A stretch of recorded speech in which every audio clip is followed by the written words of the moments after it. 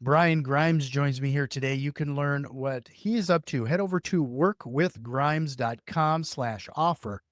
Brian, we're going to be talking a little bit about everything here today, but primarily talking about your do for you do most of the work for people in your market, and I think that's really attractive to a lot of people who want to take more of a passive approach to real estate investing.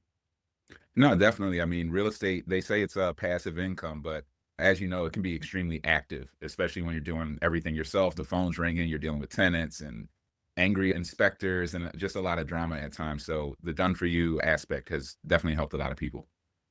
Well, can you break down the done for you aspect a little bit? Like, how did you find your way into this particular niche? What caused you to see the vacant area there? It was really one of my mentees at the time. Like, I had a long journey. I mean, my goal was just to do like 10 deals in 10 years. I started off very modestly and I ended up falling in love with that BRRRR strategy. And that scaled me from 5 deals the first year doing the BRRRR, 20 deals the next year, 50 deals the next year, over 100 deals the next year. And it just kept getting exponentially higher. So I started coaching as people were kind of reaching out and saying, how did you do this? And I started to learn like, people are too busy to learn. A lot of people want the results, but they don't necessarily have the time to go through that journey that I went through and really go all in. Because when I did it, I was in my late 20s, early 30s when I was doing most of this. So I didn't have the kids. And one of my mentees came to me and was just like, Brian, how can I snap my fingers and become you? And I was just like, what does that even mean? I sat back in my little man cave and I came up with this boots on the ground program. If I just put you in an acquisitions chair where I did all the research and just sent you deal analysis. Here's a deal. Here's the high level P&L. Put out an offer. Here's the realtor, and put you in a driver's seat where everything was being done for you. All my assistants could lean in, find the deals for you, connect you with the 100% or 90% lenders that'll give you 100 or 90% of the money to buy and rehab. We handle the rehab for you with my A team. We tenant the property, Section 8, room rentals, market rentals, co-living, all of that stuff. And then we will manage at 5%. So I started testing it and it just got rave reviews. People were loving it. The word started spreading and we ended up doing more of that than coaching over the course of time. So it was just a question from a mentee that took on a life of its own. Yeah, that's really interesting. You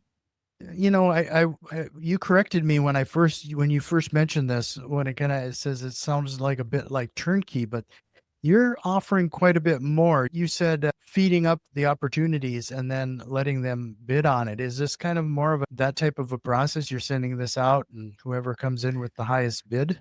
Like, how does It's that look? Yeah, well, we kind of have like we have a realtor that I've done many deals with. I'd done maybe 40 deals with this guy before I bought him into the Boots on the Ground program. But he's 100% like independent, and I keep all of my relationships. I mean, as you can imagine, we could do 100 plus, 200 plus deals a year. When you start feeding people that volume, they start offering you incentives and kickbacks, and I'm just like, no, give my people Mm. the discounts. I don't want it. Give it to them. What I do is I'll have him negotiate with the seller's agents, but we will do kind of like round robin. Hey, we're sending out deals. First come, first served. If you're interested, connect with the realtor, get your offers to him, and he's going to go and try to negotiate the lowest possible purchase price with the seller's agents. But we're grabbing deals for 30, 30, 40 cents on the dollar right off the MLS in markets Mm. like Philly, Baltimore, like pretty much weekly. I mean, we usually put about 10 deals a month or more under contract. Some months we've done closer to 20 or 30 in a month. So it just depends on the market timing, but we're not doing a lot of bidding against each other. We also do some off market deal sourcing. So I have deal analysts that I've trained to go straight to the kitchen table. So we've pulled deals through like cold calling activity, cold marketing right from the kitchen table to pull deals and cut out all middlemen and just hand them over to our clients.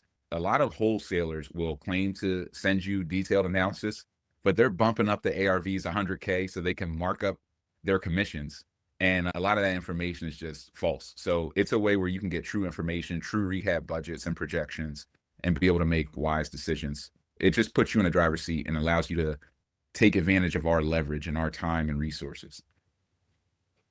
You kind of bucking what everybody would typically believe then when it comes to finding deals on the MLS. You're finding a good chunk of them off the MLS at a significant discount. Are you just pushing out a lot of offers and volume to find Yeah. those?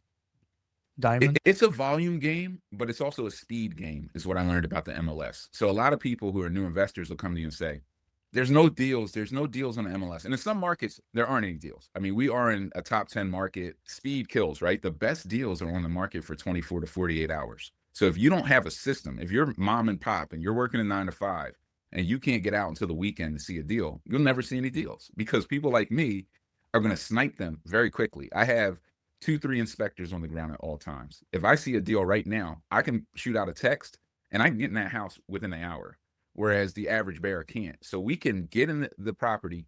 I have deal analysts who can run all the numbers, rehab budgets, lending fees, carrying costs, and then shoot that out and get out offers within 60 minutes. So having that speed gets us to the table. And we've actually had sellers accept deals. We go under contract.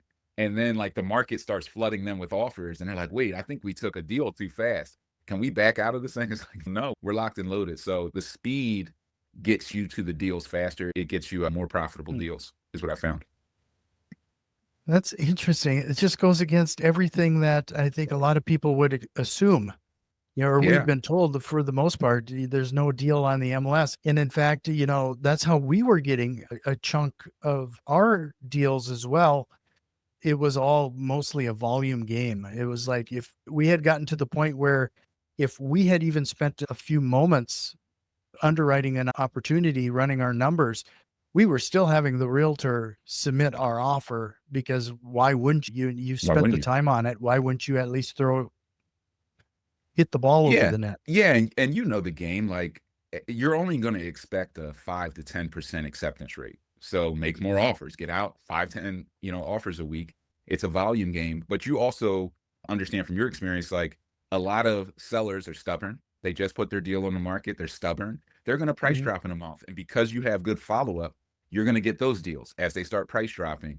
They're going to come Yeah, back to you when the deal went under contract at too high of a price outside of your range. Then that right. person got the appraisal and backed out. And then it comes back to you. So making volume offers, getting in front of multiple sellers and multiple agents starts to bring in an extra 10, 15 deals a year. They'll just kind of fall right on your lap. A second part is 90% of all the deals that move in America move on the MLS. So if you cut out the MLS, you're cutting out 90% of the deal flow. And therefore, you're going to be in a scarcity mindset because you're not seeing enough volume. So you really want to be in an abundance mindset where you're cherry picking deals. That's why I look everywhere: auctions, on market, off market, direct to kitchen table, tax search, tax link. You have to look, Facebook Marketplace, Craigslist, look everywhere. And you can be in that abundant mindset and cherry pick. Yeah. Did you ever find it hard to find a realtor to play ball with you regarding this? Like, Yeah. because there's some realtors we just frankly have had say, no, I can't submit this offer. Like it's like they're embarrassed. I think you build trust because I've done hundreds and hundreds of deals and I've had some of these realtors. Not only have I bought 20, 30, 40 deals from them, but then bringing them in the boots on the ground, they start to trust you after a while because, there's what you say and what you think. And then, the game is anything can happen. That's real estate. It's reality TV. So any offer can really be accepted. You have to trust the process, but there are realtors that'll fight back. You also find that there are realtors who don't have the same enthusiasm running into a $50,000 shell in, a C-class neighborhood as they would going into a $500,000 house in an A-class part of the city.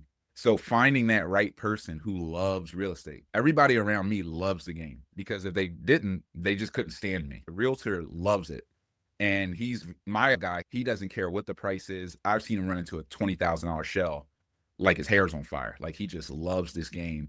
And I think that's why he's one of the best and why I've just fed all my volume through him because he's hungry. He's a Philly guy, North Philly guy. He's hungry. And he's a big part of the success. He's a big part of the success. You do need a good realtor. And they do a lot of paperwork for you. Yeah. Well, we've found too is that that's the realtors are starting to become an increasing aspect of our deals because they know that if they bring us one, not only will we, if we buy it, they get a commission from that during our purchase, but we'll typically list it back through them again. Bingo. It incentivizes them to keep it coming. Yeah, the double dip factor. So they get some on the front end, some on the back end. You can get that same relationship with some brokers and some lenders as well. It's all about volume. You're absolutely correct. Once you get into that volume and people start seeing deals on the front and back end, they play ball a lot more. So this is something that I've started a bit new, Brian, and I'm hoping you'll play game here. I was hoping you could look back at your history as being in real estate investing and give us the most expensive or the worst deal you went through and the lessons you learned from it. Jeez. The worst deal I went through as a real estate investor, I tried to, this was early on in the journey. So when you first start, you don't know. I knew less than 1% of what I know today. I got into one project that, at this time you could do duplex conversions almost without permits, like in the city, especially if you had certain underlying zoning and by right law. But I had this crew that they were not up to code, and I didn't really know that. We did a triplex conversion and they framed it out incorrectly. They didn't have like the proper spacing in their framing. The staircases weren't 3 feet wide, and they didn't have a lot of that. They didn't put up the right drywall. They didn't put the 5/8 on the ceiling to prevent like the fire penetration and the different burn rate there. And that job just dragged for 2-3 years. It just drug. It took forever. We had to put in sprinkler systems. We went over budget by 50, 60, maybe more, 1,000, and just carrying costs and all this stuff. But so that was a very painful deal, and like a lot of learning and not knowing how to solve it, not having dealt with L&I at that level, and just being like, what do you mean? We pulled the permits. Now they're saying it's built wrong. Are we going to have to tear this thing down? But what happened on this deal is across the street, there was this housing project. And, in year one, it was there. In year two, it was just a big block of dirt.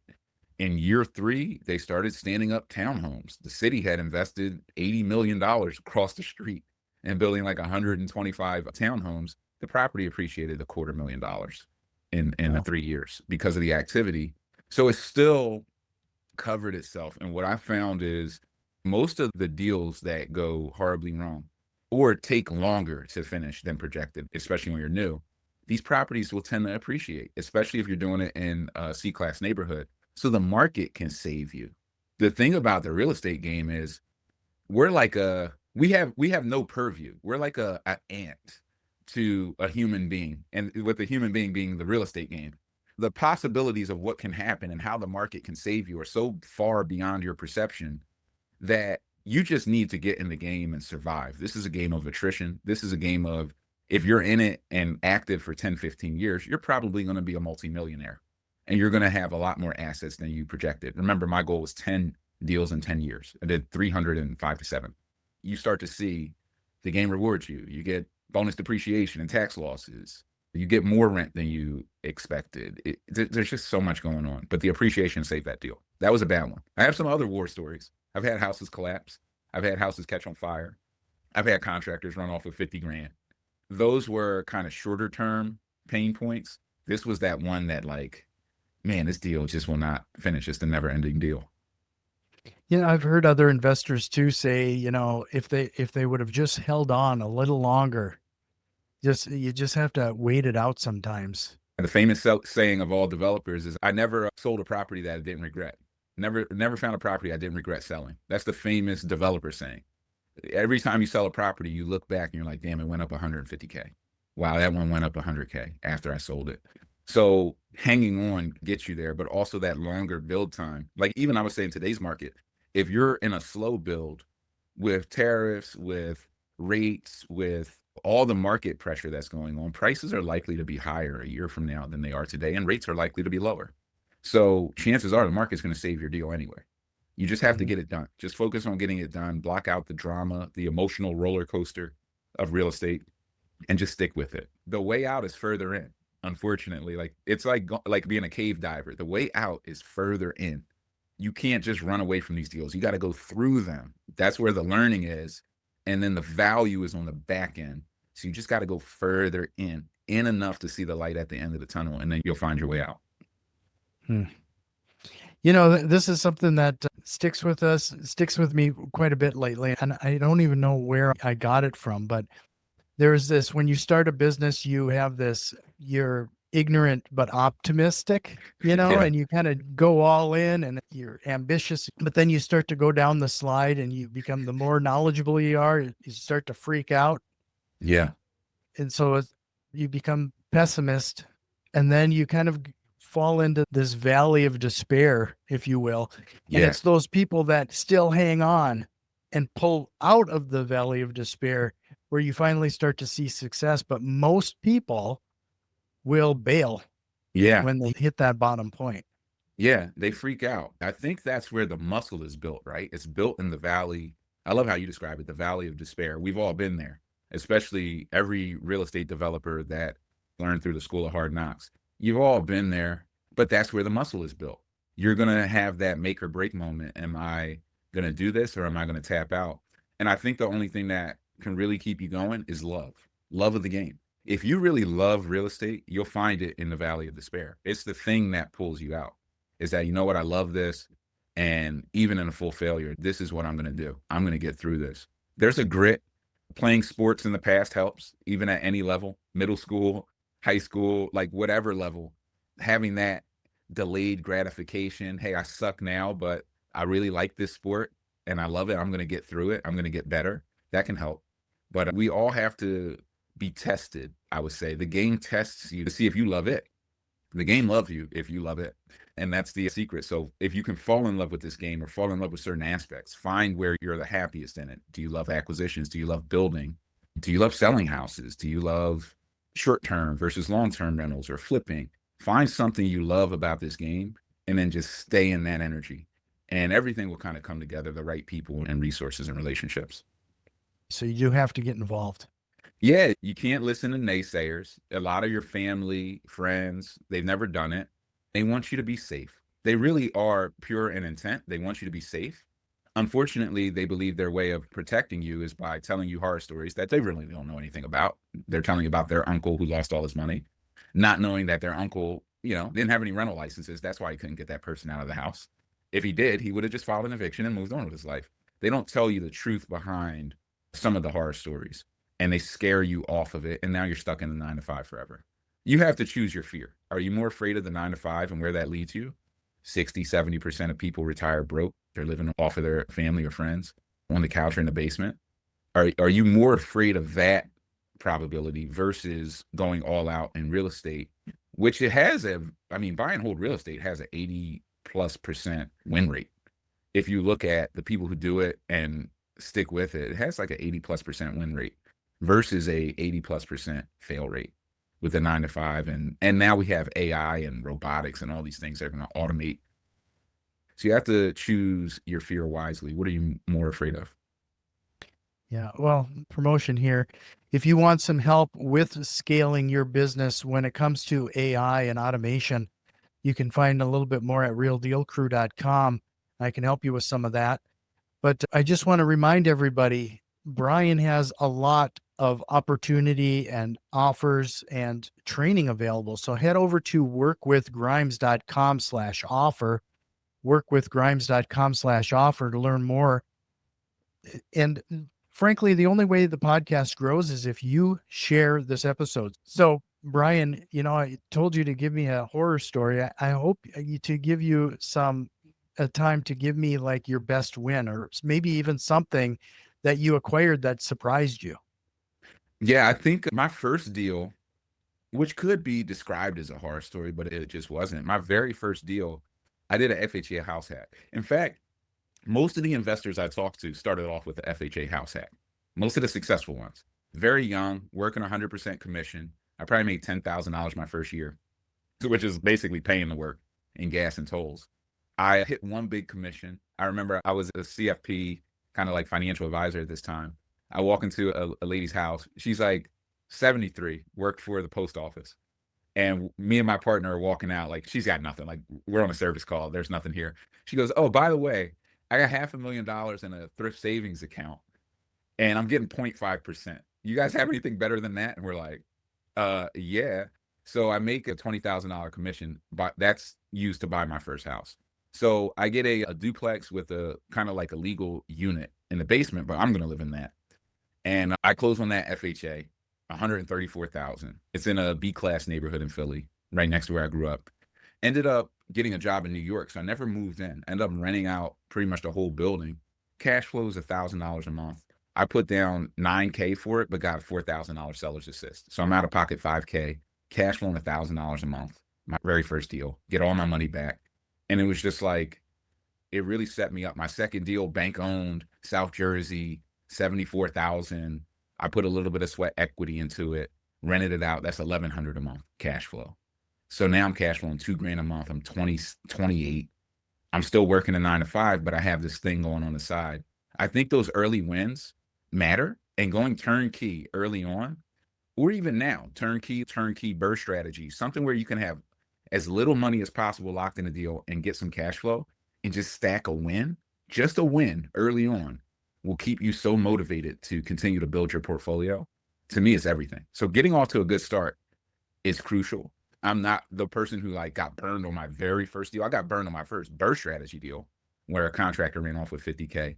But my first turnkey deal was successful, and it really set me up. And it's still a property. It's, by the way, 3x in value in about 10 years. It's just been a gold mine of a property. Yeah, since you've been in the business for as long as you have, I'd like you to spend a little time on this too. You got a pretty great win early in this situation. A lot of people are getting into wholesaling or real estate investing in general. That first deal usually is the hardest. It's such a hard thing to find. You put in a lot more effort. It isn't until you get that first one, then the light switch happens. Yes, And I think it's because now you believe this is actually possible that 100%. you start to see more traction with everything else. 100%. You don't believe here's the thing. I had a buddy, my best friend, he was doing it already. He probably had 3 houses Section 8'd. And he was like, call me when you get your first rent deposit. Call me while you're on your way to the bank. And I'm broke at this time. I'm flat broke. I go there with the keys, and you don't believe that somebody's going to pay you, is the truth. Like, you're like, I know people pay their rent, pay their mortgage, but they ain't going to pay me because I own this piece of paper, or I have this piece of Mhm. paper that says I own this property. I hand over the keys. They pull out some cash. They count out with the rent must have been $750 a month. They count out like $2,250 cash. Put it in my hand. I mean, I raced to the freaking ATM like my hair was on fire. I'm calling them, this is crazy. It's the most unbelievable feeling because now you know it's real. Now you're not afraid of, oh, there's a talking head guru. This must be a scam. You're out of that mindset and you're just like, this is real. How many of these can I reasonably do? How quickly can I scale to 10,000 a month? How can I get out? How can I do more? And that's a great mindset to be in because it's easier to raise money than it is to earn it. It's easier to there are lenders that'll give you 100% financing to do deals if you can find them. So Mhm. all of these light bulbs start going off and you start learning that money in real estate is really, it's like the most worthless piece of the real estate deal because there's so many people with money out there. It's really who can find the deals, who can put them together, and who can control the teams and keep everybody safe and manage the risk. If you can do that, people will give you the money to do deals. They will give you the money. So your goal should be to learn as rapidly as possible and to learn from other people's mistakes, me and Jack's mistakes, because I've made $1 million worth of mistakes across 400 deals. So learning from guys who've made millions of dollars or hundreds of thousands of dollars of mistakes, that's a lot better than going out and making those mistakes because they're very painful. And most of us don't survive even $10,000 worth of mistakes. But yeah, that was kind of the journey. I agree. Once you get that first rent check in your hands or direct deposited, all of that other nonsense goes out the window. You know it's real. And the question is, how many can I do and how quickly? Since you've now scaled a business, like what has been the most difficult thing to scale to the place you're at today? Maybe it's adding team members or maybe it's building relationships. What's been your biggest challenge? It's growing and trust, know thyself, trust thyself, I would say. Understanding that you're more capable than you realize wherever you're at now and learning how to go alone, walk the path alone. Sometimes if you get in a partnership, you end up fighting in the partnership more than battling the real estate. You're like, damn, the real estate's easy. The partnership is nonsense. So you start to learn to just trust yourself, go at your own pace, do things on your own. You definitely need people to scale up. You definitely can't take everyone with you. I'll say that's a tough lesson. Like Your contractor, if you're doing 2 deals at once, your guy who can bang through 2 deals at once is not the same guy that can do 20 at once. They're 2 different people, 2 different skill sets. And this learning that this isn't the heart business. My grandmother's a foster parent of 50 years. My mother's a social worker. You get into real estate, I want to help people. I got into financial planning, I want to help people. And I coach because I love to help people. But real estate, in terms of building houses and managing tenants, it ain't the heart business. These tenants will rip your heart out of your chest. So you have to learn business principles. You have to constantly learn from others. So it's a combination of being borderline arrogant in your belief in yourself, but also humble in learning from others, learning from property managers who are managing 1,000 units. Hey, how do you manage yours? How do you do your rent collections? When do you charge your late fees? When do you file eviction? How do you handle it? And in learning their business principles and being adaptive, people at higher levels see that love and they love it. So they share with you, they pour into you because, oh, it's another guy who loves the game, who's not just here for all the money. Let me give him some secrets. It's tough all over, I'll say. Scaling up is tough. It's something you should not do too fast. I would recommend staying small for as long as possible and stacking wins and building simple systems. Simple systems don't break at scale. And not pushing it to the throttle. Just go slow and steady. Once again, game of attrition and survival, and not a game of speed. Most of the speed demons crash out. Simple systems. Don't break at scale. They don't break at awesome. scale. Complex systems, as you know, they break. You try to go from 1 to 10, they break because they're too complex. Very simple. Mhm. It's like a bond, like Yep. a cellular bonding. They're very simple, not complex, and then they can go infinitely. So this is very true when we're talking about any kind of automation or AI. If you've ever, one of the questions I'll be asking you later, Brian, is during our rapid fire is what single strategy or tool have you implemented to save you some time? And more times than not, I'm getting AI as an answer.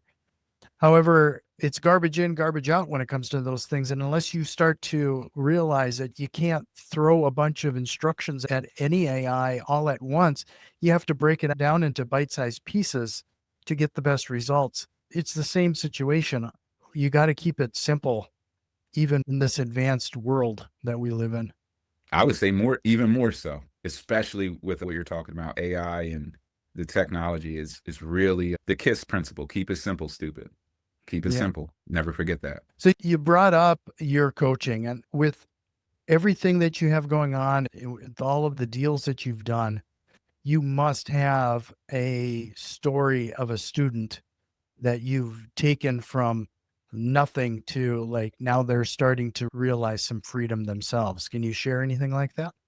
Yeah, I'll be very respectful to this guy because I think he's brilliant. I can never say he came from nothing because he's a federal judge. So he's a very smart and talented human being, very kind heart. He saw me on a podcast, literally a podcast. He contacted me, said, Brian, I love what you're talking about. I want to do this in Arkansas. Can you help me out? So we started doing some one-on-one coaching. I kind of showed him my 24/7 cash flow framework, talked to him about setting up a small warehouse to cut his material costs down, how to scale with the banks and get 100% financing. And in a year of working together, he started buying land from the auction. He's getting it like $500 for a quarter acre. I mean, just dirt. And he's ground up in ranches, 2, 3 bed, 1 bath, 800, 900 square feet, right on that land for, $50K. Got a build cost down to $50K per deal from, deal structuring, kind of all the things we teach. Then I taught him how to talk to the bank. They start financing 100%, and they're appraising the deals at 100K. So those deals, if he's building them for 50 and they're worth 100, and he can go to the bank and get a 75% refi. He's miscellaneous expenses per deal. He did 10 ground up the first year. The second year he did 30 ground up, damn near build a development, and just went off to the races. Retired his wife. Wife manages it. Well, guess what? She's a rep now. She's a real estate professional. So they're bonus depreciating the portfolio, wiping out his taxable income. And it's just like the acceleration was so fast. He built a couple of farms. So he packed up some peaches and some canned goods and shipped them to me as a thank you. But he really credits all of it And I credit him for his hard work, but he's like, man, I gave him so many secrets of scale and the warehouse and how to talk to the bank. And he's like, I just went in the bank. I told him exactly what Brian said. And they were like, yeah, it makes sense. We'll fund 100%. And I mean, it just, having that OPM, it just accelerated things tenfold. So that was a quick, victory. I've had people in our Boots on the Ground program. Somebody just sent me a text less than a month ago. They did like 8 or 10 deals with us in year one through Boots on the Ground, 2 partners from New York. A lot of people have success implementing this strategy. It's a good conservative strategy. So it definitely works. It's not easy, but if you keep it simple, it scales. Yeah. That's one of those things that I'm glad that you continue to bring up. People get into real estate investing thinking it's an easy thing. It's probably one of the hardest things that I started. It's like thinking getting in a ring with young Tyson is going to be easy money. It's money, but it ain't easy money. You're probably going to get your head ripped off. It's not for the squeamish. But I will say, even though it's one of the harder things that either one of us have done, it's probably one of the most rewarding things we've done.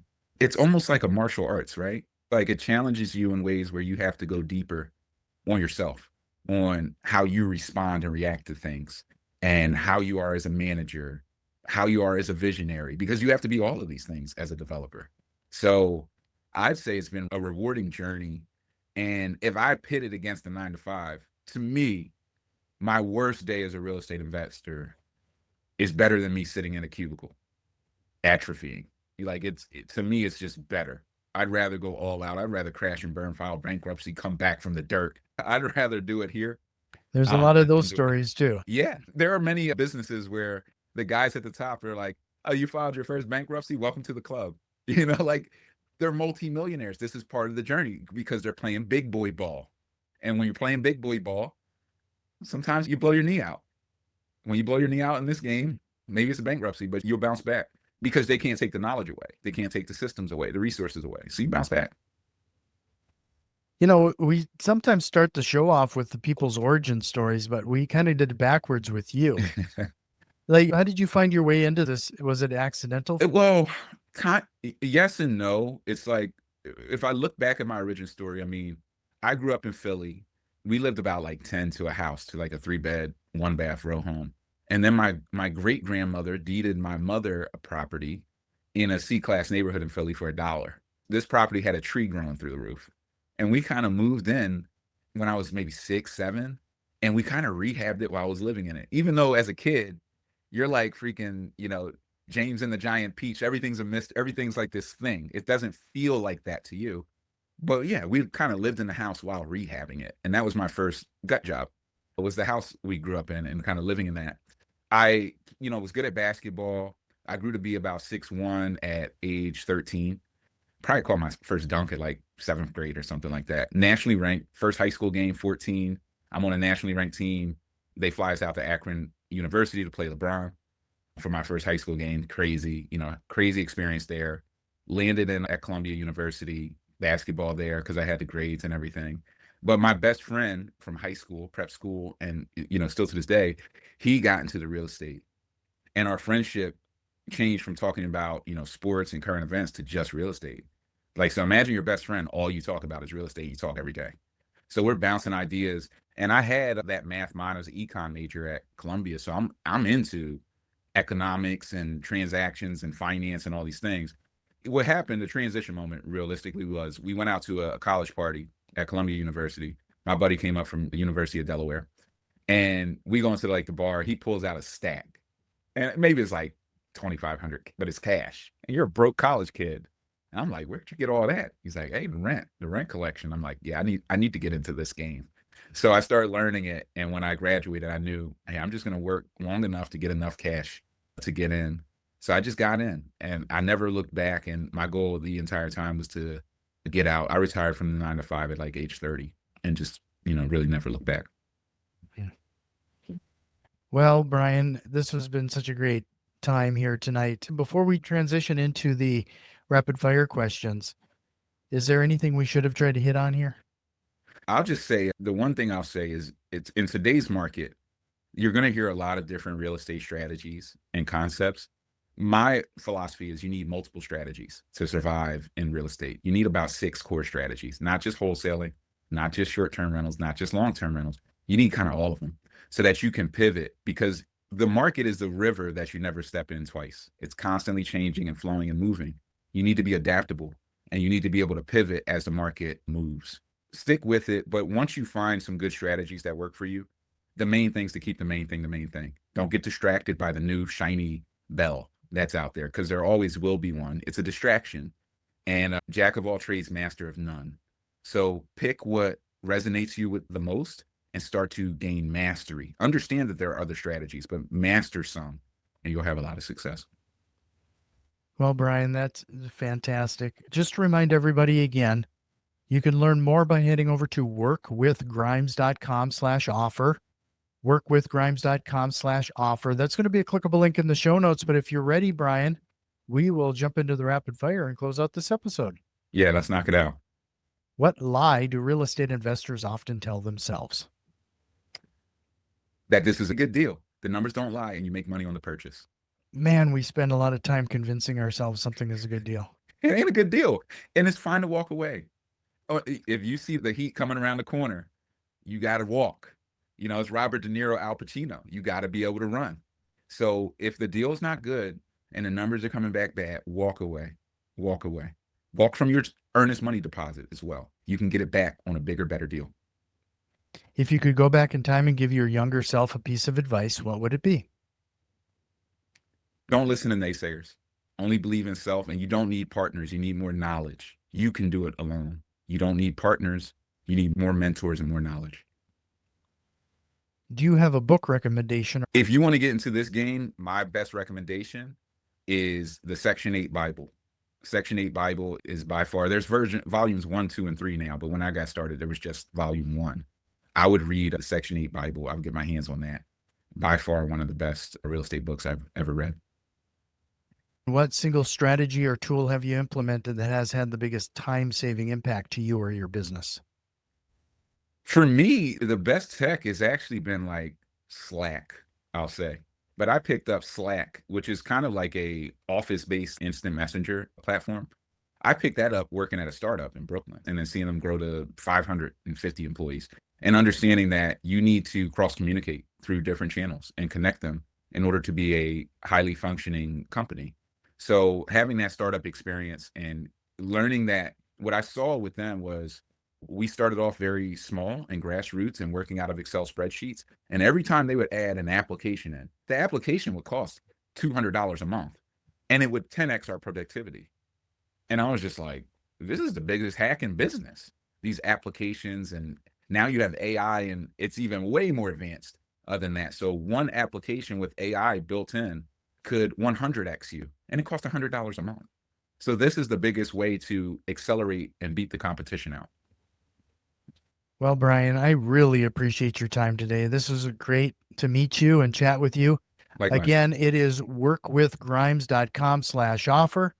That's going to be a clickable link in the show notes, but I hope you'll consider coming back again sometime. This was just fantastic. No, absolutely. I really enjoyed being on this platform.